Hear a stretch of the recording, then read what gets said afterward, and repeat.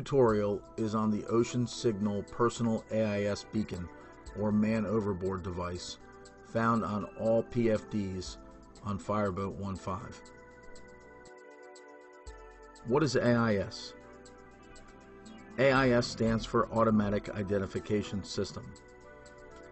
The Automatic Identification System is an automatic tracking system used on ships and by vessel tracking services for identifying and locating vessels by electronically exchanging data with other nearby ships, AIS base stations, and satellites. AIS information supplements marine radar, which continues to be the primary method of collision avoidance for water transport. The original purpose of AIS was solely collision avoidance, but many other applications have since developed and continued to be developed. AIS is currently used for collision avoidance among large vessels at sea that are not within range of shore-based systems. This technology identifies every vessel individually along with its specific position and movements, enabling a virtual picture to be created in real time. The AIS standards include a variety of automatic calculations based on these position reports, such as closest point of approach and collision alarms. An AIS is not used by all vessels, however, it is used in conjunction with radar. When a ship is navigating at sea, information about the movement and identity of other ships in the vicinity is critical for navigators to make decisions to avoid collision with other ships and dangers such as shoals or rocks.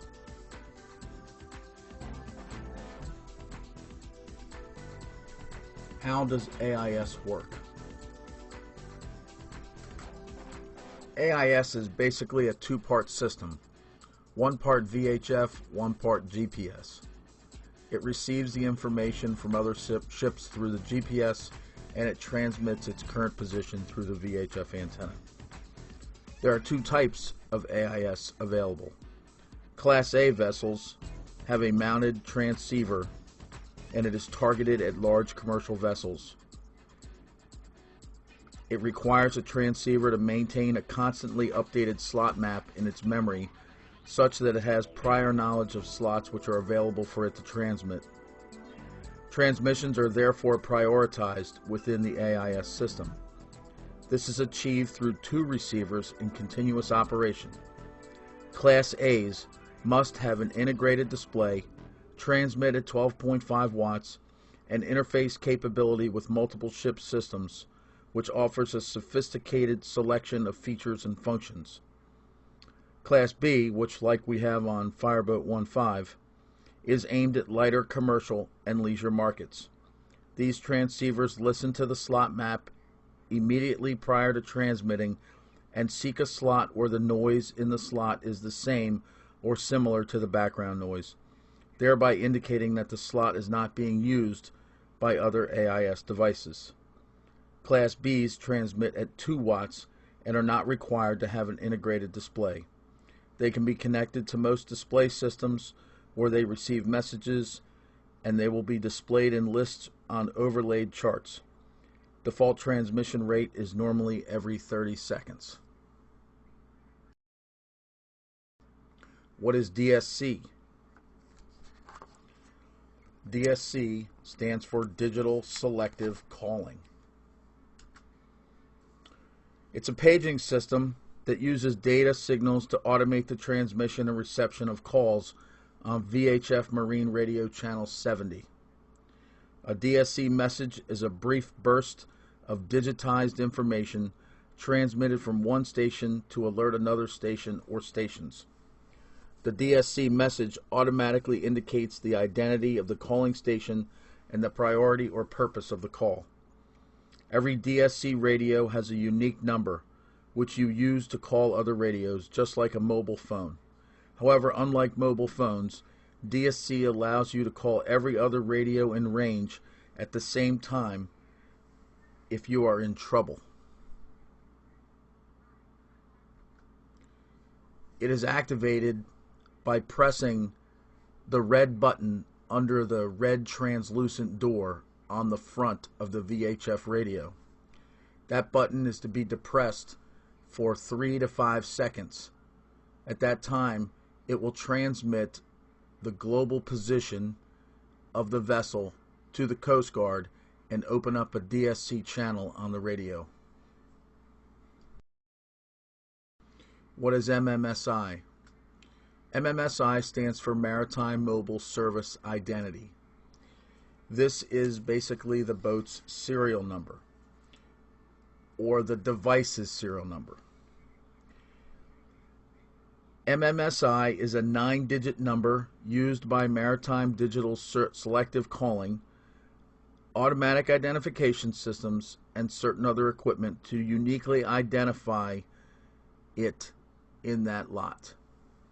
It is managed by the International Telecommunications Union so that the entire system makes sense.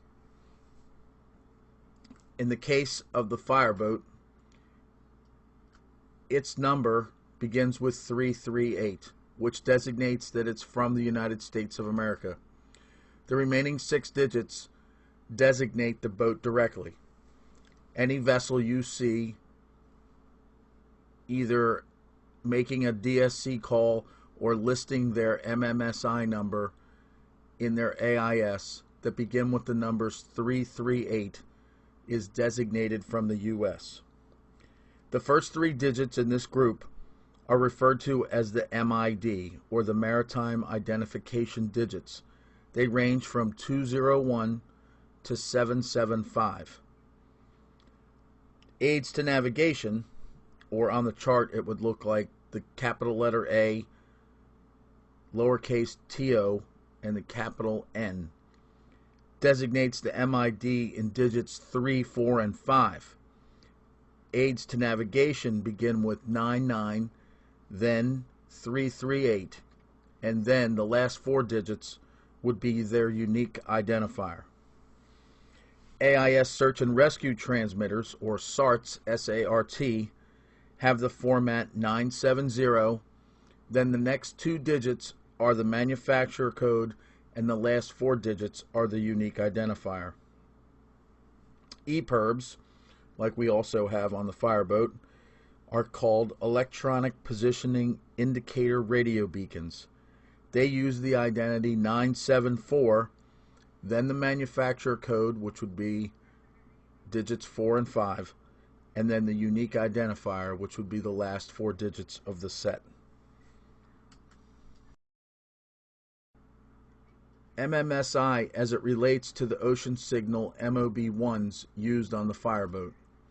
The first 3 digits are 972, designating an MOB device. The next 2 digits designate the manufacturer of this device, which in this case is Ocean Signal, and the last 4 digits designate the device sequence number. Each one has its own unique MMSI number, and it is tied directly to the MMSI number of the boat. The MOB-1 is the world's smallest personal locating AIS man-overboard device with integrated DSC. It has a very simple life jacket integration, which we demonstrated at the training class that we held. It has fast, accurate positioning. It has automatic activation. It has an integrated DSC transmitter, 7 years of battery life, and 24 plus hours of operational life. Once activated, the MOB will transmit an alert to all AIS receivers and all AIS-enabled plotters in the vicinity within 5 miles. The integrated GPS ensures precise location is sent to your vessel and any other vessel that. This is a typical installation on the blow tube of a Class 5 PFD.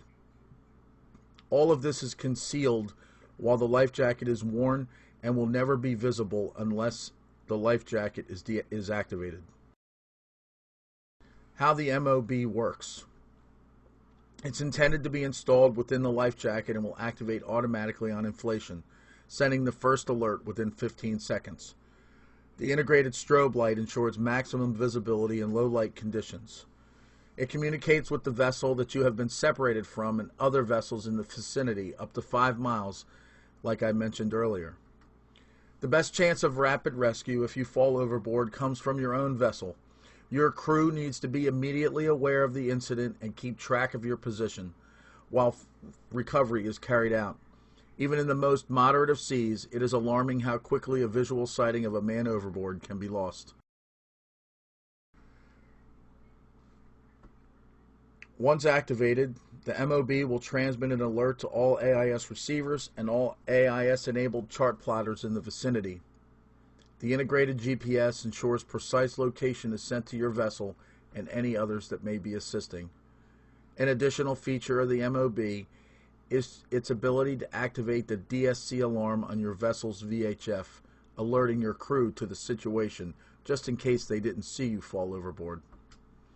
The MOB is configured currently to the Fireboat's DSC MMSI number, which is the one we shared in the earlier slide beginning with 338.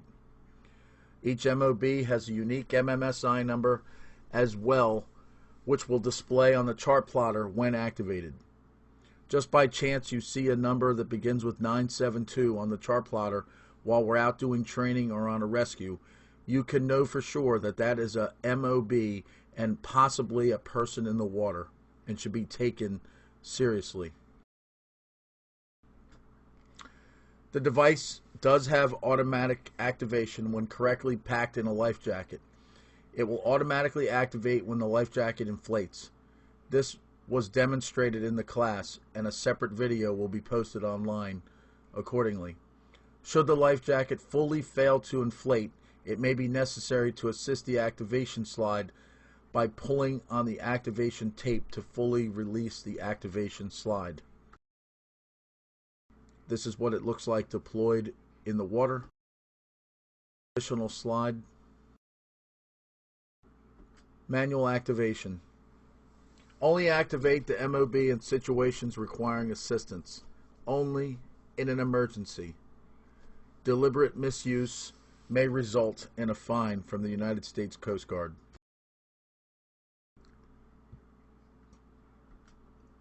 To manually activate the MOB in an emergency, slide the red arming slide down. Slide the gray activation slide to the left or right.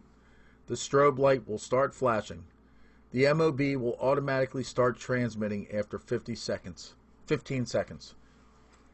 If the MOB fails to activate when the slide is removed, press the on key down until the green light starts flashing. The on key is directly beneath the gray slide and it is colored red. The antenna will automatically be released, so it's very important to keep it away from your eyes when activating. Upon activation, the indicator LED will show 8 short flashes during an AIS transmission and 1 long flash during DSC transmission. The color of the flash will be red during position acquisition and green when the GPS position is being received. When operating the MOB, tether the beacon to your body or the life jacket. If it's in the HIT life jackets, it will automatically be tethered to the life jacket. Hold your beacon with the antenna standing vertically, keeping the area marked GPS antenna free from obstruction, which would interfere with the GPS reception. Press and hold the on key for over 5 seconds to transmit a single DSC all ships distress alert. This should only be done in a dire emergency. If it is obvious that your alert is not being acted upon by your own vessel. After the key is pressed, the green LED will start flashing, then become steady. Release the key to commence transmission of a single DSC transmission. The LED will blink rapidly to indicate a DSC distress is being transmitted to all ships.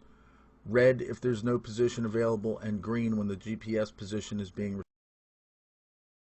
This is a handout that's available on the backstage of the website. It is also available from either of the 2 Marine officers. Thank you for watching this training, and I hope you come back for a few more.